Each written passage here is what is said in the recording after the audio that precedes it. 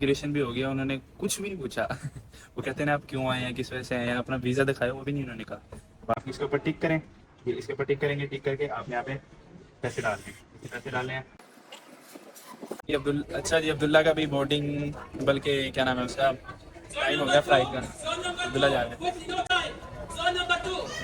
अकेला है क्या? फीलिंग सैड हो रही है थोड़ी सी, आगे अकेला जाऊंगा।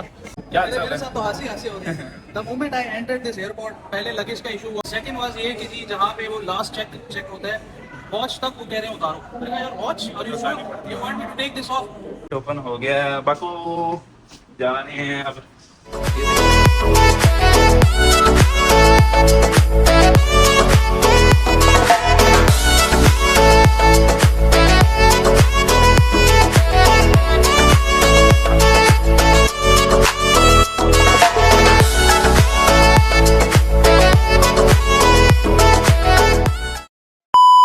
इमिग्रेशन वाली साइड पे जा रहे हैं, पासपोर्ट कंट्रोल, और वहाँ जाके इमिग्रेशन करवाते हैं। इनको तो कोई इश्यू नहीं होगा, ये तो अपने मुल्क जा रहे हैं। मुझे पता नहीं शायद कोई रोके या ना रोके, उम्मीद है अल्लाह खैर करे। रोकते रोकते तो कोई नहीं है, वीज़ा भी है, होटल बुकिंग भी है, सब कुछ है, क्यों रोकेंगे। अरे कहना क्या चाहते हो? इमिग्रेशन हो गई है। यार वो सीन की तुमने वीडियो नहीं बनाई यार। यार वो मार दे, वो मुझे रोक लेंगे यहीं पे। 2000 years later. इमिग्रेशन हो गई है, बड़ी ज़बरदस्त इमिग्रेशन हो गई है। उन्होंने पासपोर्ट लिया, कुछ भी नहीं पूछा। ये सबसे क्या कहते हैं उसको, अब मैं तो अपने मुल्क नहीं वापस जा रहा, मैं तो अगले कंट्री जा रहा हूँ। उन्होंने मेरा पासपोर्ट लिया, पासपोर्ट स्कैन किया, मुझे वापस कर दिया, स्टैंप लगा के। बहुत इजी इमिग्रेशन है यार यहाँ भी। तो अगर तो मैं अपने कंट्री जा रहा होता फिर तो चलो होता, या मेरा फर्स्ट एक्सपीरियंस है इस चीज़ का। आज इस भाई के साथ एक हादसा हुआ है। क्या हादसा हुआ मेरे है? साथ तो हंसी हंसी हो रही है। The moment I entered this airport, पहले लगेज का इशू हुआ, सेकंड वाज ये कि जी जहाँ पे वो लास्ट चेक होता है, वॉच तक वो कह रहे हैं उतारो। मैंने कहा यार वॉच, और you want me to take this off. ये प्राइवेट चीज तो वो भाई इनके खिलाफ हो गए, इनके खिलाफ हो गए, इनकी खूब चेकिंग की, खूब चेकिंग नहीं की। ऊपर। तो फिर इनकी बड़ी मुश्किल से जान छोड़ी है उन्होंने, तो अब आया, हम इनके वेट में खड़े थे। ये अब 8 मिनट की वॉक है, यहाँ से वॉक ही है।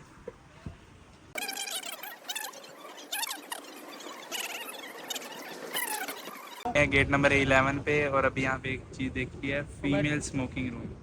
वाह जी वाह, यहाँ पे फीमेल भी स्मोकिंग करती हैं। एक तरफ मेंस टॉयलेट लिखा हुआ था, दूसरी तरफ नहीं तो फीमेल्स का टॉयलेट नहीं था।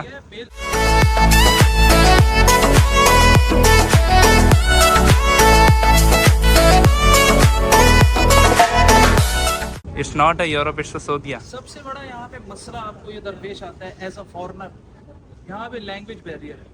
इंग्लिश नहीं आती किसी को। कम्युनिकेशन कर ही नहीं पाते, इशारों से भी समझाते रहे, इशारे भी समझाते रहे, वो कोई गंदा इशारा ना समझ ले, ये भी एक रिस्क है। कौन है ये लोग, कहाँ से आते हैं? इसके बारे में तो मैं भी कहूँगा कि यहाँ पे इंग्लिश बहुत कम है, यानी कि ना होने के बराबर है। इंग्लिश की जगह ये लोग उर्दू समझ लेते हैं, इंग्लिश नहीं आती इन लोगों को। अभी मेरा तो है A23, इनका A11 सामने आ चुका है, A23 मुझे आगे जाना पड़ेगा। लोग A few inches later. A11 AB पे पहुँच चुके हैं, जहाँ पे ये दो भाई हैं। इनकी फ़्लाइट है सऊदी एयरलाइन से 2:55 की है, और फिर मुझे 2 घंटे और वेट करना पड़ेगा। मेरी फ़्लाइट है 5:15 पे, तकरीबन 2 घंटे मुझे भी वेट करना पड़ेगा। अभी मैं जा रहा हूँ अपनी उस पे गेट नंबर पे, मेरा गेट है A23, उसको ढूंढते हैं। ढूंढना क्या है, सारा सीधा सीधा है। वैसे अबू धाबी का एयरपोर्ट अच्छा है बनिस्बत जिद्दा एयरपोर्ट से। बड़ा हरामी हो बेटा। ये कैफ़े वगैरह है, इसकी प्राइस चेक करते हैं। वैसे महंगा ही होगा, एयरपोर्ट है तो महंगा है। 9 रियाल, इतना कोई नहीं एक्सपेंसिव, वैसे सस्ता ही है। मैं तो समझ रहा था पता नहीं कितना एक्सपेंसिव होगा।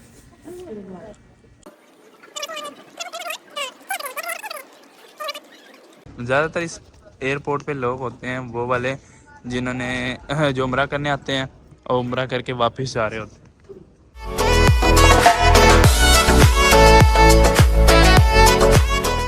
यहाँ पर आपको चार्जिंग पोर्ट्स भी मिल जाएंगी। मैं आपको एक चार्जिंग पोर्ट्स के बारे में एक अपना एक्सपीरियंस बताता हूँ कि मैंने चार्जिंग के लिए मोबाइल लगाया तो वो तार ही ख़राब थी। अच्छा जी, अब्दुल्ला का भी बोर्डिंग, बल्कि क्या नाम है उसका, टाइम हो गया फ्लाइट का। अब्दुल्ला जा रहे हैं। अकेला रह गया हूँ, फीलिंग सैड हो रही है थोड़ी सी, आगे अकेला जाऊँगा। अल्लाह मददगार है इंशाल्लाह, कोई नहीं। वैसे अकेला जा रहा हूँ ना, अकेला विजिट करने में थोड़ा सा मसला बनता है। रुको जरा, सबर करो, बोला धक्का मुक्की नहीं। अच्छा जी, गेट्स ओपन हो गए हैं बाकू के लिए। मुझे भाई मिल गया। भाई नाम तो पूछना भूल गया, क्या नाम? कैसर भाई मिल गया। मैं ये सोच रहा था मैं अकेला कैसे जाऊंगा बाकू, लेकिन कैसर भाई मिल गया। अभी हम एयरप्लेन की तरफ जा रहे हैं। गेट ओपन हो गया है, बाकू जा रहे हैं अब। ये देखिए, तकरीबन सेम वही प्रोसीजर है जो बाकी एयरलाइन में होता है। फजर का टाइम है, काफ़ी बाहर तो गर्मी है, लेकिन यहाँ पे इन्होंने फुल तेज़ रफ्तार में एसी चलाया हुआ है, जो मुझे सख्त नफरत है। यार इतना ठंड कर देते हैं ना, बंदा बैठने से मुश्किल हो जाता है। वाह, खत्म।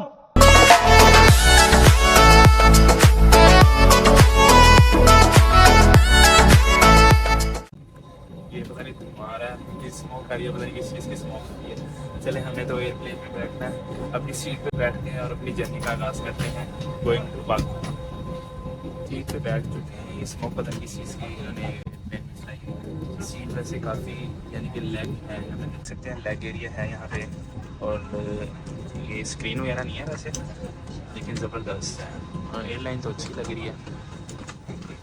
छोटा जहाज़ है फ्लाइनस का।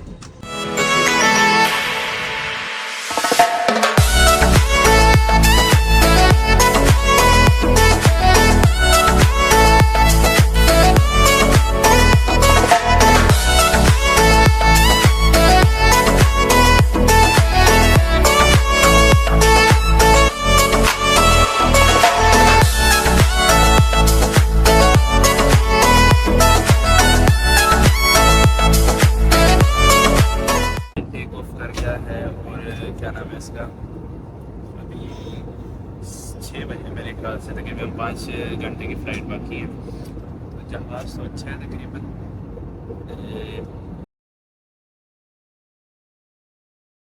इसका लेग एरिया तकरीबन आप यहाँ पे लेट सकते हैं आराम से, बड़ी ज़बरदस्त जगह है। उसके बाद स्क्रीन नहीं है इसकी एंटरटेनमेंट के लिए, लेकिन जब आप इसको यहाँ से खोलेंगे तो ये खाना रखने के लिए, और इसके अलावा ये और भी लंबा हो जाता है। इसका आपको फ़ायदा ये होगा कि आप इसके ऊपर से रख के सो सकते हैं बड़े आराम से इजीली। उसके बाद ये कुछ बाहर का व्यू है।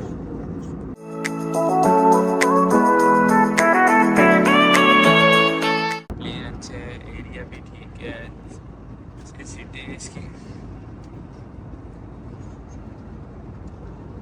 पीछे लगी रखने के लिए भी काफ़ी जगह। 6.5 hours later.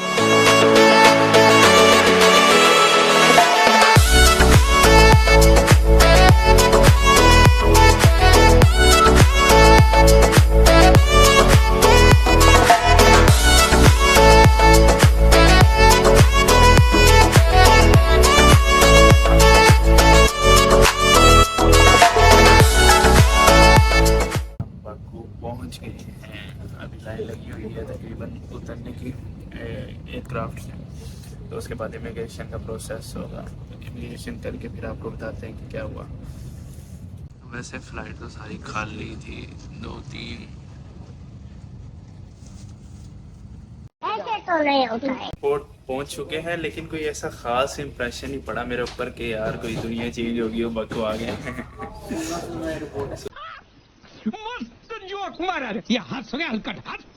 सुना सुना एयरपोर्ट है, सुनसान है। बाकी तो सिटी जाके पता लगेगा, सिटी सेंटर के बाकू सिटी कैसे है। अज़रबैजान आके कोई हमें फ़ायदा हुआ नहीं हुआ। चलते हैं आगे, अपना इमिग्रेशन करवाते हैं, फिर इंशाल्लाह सिटी सेंटर की तरफ निकलेंगे। इमिग्रेशन भी हो गया, उन्होंने कुछ भी नहीं पूछा। वो कहते हैं आप क्यों आए हैं, किस वजह से आए हैं, अपना वीज़ा दिखाया, वो भी नहीं उन्होंने कहा। पासपोर्ट स्कैन किया, स्टैंप लगाया, जाए बस। पीछे देखो पीछे। बहुत इजी है यार इमिग्रेशन यहाँ अज़रबैजान में। पता नहीं, मुझे यकीन नहीं आ रहा कि मेरे पास पाकिस्तानी पासपोर्ट ही है। पासपोर्ट केस में रखो। बाकू एयरपोर्ट बाहर भी आ गए हैं। छोटा सा यार एयरपोर्ट है ये तो, बाकू एयरपोर्ट। या मैं उस साइड पे आया हूँ जहाँ पे छोटा है। अ, अभी पता करते हैं, करेंसी थोड़ी सी चेंज करवानी है, मनात नहीं है मेरे पास। मनात लेते हैं फिर अपना क्या नाम है उसका, अपना आगे जर्नी स्टार्ट करते हैं। अभी एयरपोर्ट के अंदर ही खड़े हैं क्योंकि करेंसी एक्सचेंज करवानी है। जैसे ही करेंसी एक्सचेंज होगी बाहर निकलेंगे और टैक्सी नहीं बस के ज़रिए जाएंगे ट्रांसपोर्ट। बाकू कार्ड भी लेते हैं, आपको बताते हैं कि बाकू कार्ड कैसे लेना है। रैपिंग हो रही है यहाँ पे और ये अभी देखना है कि ये बाहर खड़ी हैं गाड़ियाँ, ये टैक्सीज, ये बाकू की टैक्सीज हैं। ये लेके जाएंगी आपको सिटी सेंटर, लेकिन हमने बस के ऊपर जाना है। तो थोड़ा सा ना 5 मिनट का स्टे करेंगे, यानी कि बैठेंगे, बैग वगैरह उठाया है, थोड़ा सा चल के आए, लेकिन इतना थके नहीं है। लेकिन जो बैठ के एरोप्लेन में है ना उसके अंदर थक गया थोड़ा। यहाँ पे खड़े होके स्टे करेंगे। एयरलाइन अच्छी थी, यानी कि लेग स्पेस भी थी वहाँ पे। खाने को नहीं दिया क्योंकि हमने मील लिखवाया नहीं, अगर मील लिखवाते खाने को भी मिल जाता। शाबाश बेटा। बाकी मेरा एक और मसला हल हो गया कि मैं अकेला था, मेरे साथ एक भाई मिल गए, कैसर भाई। अब इनके साथ इंशाल्लाह 3 दिन गुजारेंगे। 3 दिनों में आदत हो जाएगी बाकू सिटी की, फिर इंशाल्लाह आगे अल्लाह पाक कोई और अपने आप बना देगा। ये भी एक्सचेंज हो गया तकरीबन। जो गूगल पे रेट है वो 0.45 है रियाल का, लेकिन इन्होंने हमें 0.40 दिया है। हमने कहा चलो गुजारा करना है। 200 रियाल भाई ने चेंज करवाए, 200 रियाल मैंने चेंज करवाए, 160 मनात ले लिए भाई का। तो 3 दिन के अंदर 160 मनात चल जाएगा। ओ 80 मनात के अंदर भाई का गुजारा हो जाएगा। मुझे दोबारा और परचेज़ करने पड़ेंगे, मेरे पास रियाल पड़े हैं, मैं करवाऊंगा और पाकिस्तान से भी कुछ मंगवाऊंगा। चलते हैं आगे। आगे आपको बताते हैं कि बाकू कार्ड कैसे लें।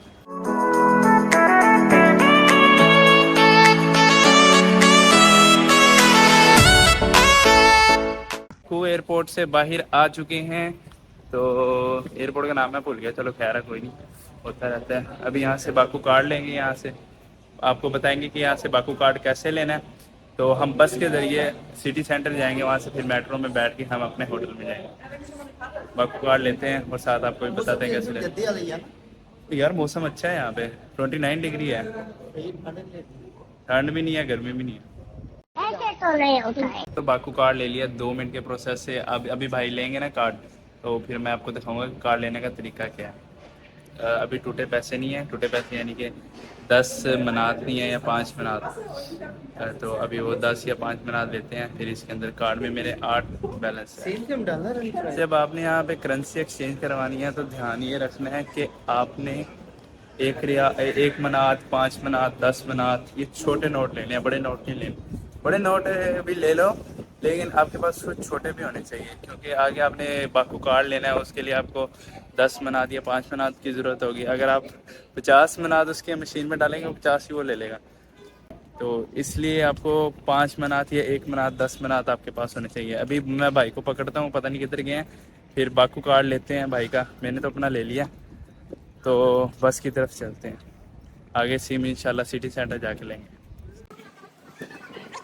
10 मनात, 10 ही डाल। हाँ 10। अच्छा जी, हम खड़े हैं बाकू कार्ड लेने के लिए मशीन के पास। तो आपको सबसे पहले आपने आगे इस पे बाकू कार्ड पे क्लिक करना है, इस साइड पे, इस पे आप क्लिक करेंगे तो ये कह रहा है कि 2 मनात का आपका बाकू कार्ड आएगा। आप इसके ऊपर टिक करें, ये इसके ऊपर टिक करेंगे। टिक करके आपने यहाँ पे पैसे डालने हैं, पैसे डालने हैं, ठीक है। अब ये 10 मनात आ गए हैं, तो जिसमें से हमारे पास 8 मनात रह गए। अब इसके ऊपर यस करना है मैंने। अभी हमारा नीचे बाकू कार्ड आ जाएगा। अभी हमारे पास बाकू कार्ड आ गया और ये पीछे हमारे पास अमाउंट रह गई है 8 मनात। चेक कर दो। तो ये एक दफ़ा चेक करने के लिए आप ये कार्ड इधर रखेंगे तो ये 8 मनात आपको शो हो जाएगी। बिल्कुल सिंपल वे है, एक मिनट भी नहीं लगता। ये हमारा बाकू कार्ड आ गया। ये कैसे भाई कार्ड लेने का बहुत इजी प्रोसेस है, 1 मिनट भी नहीं लगता।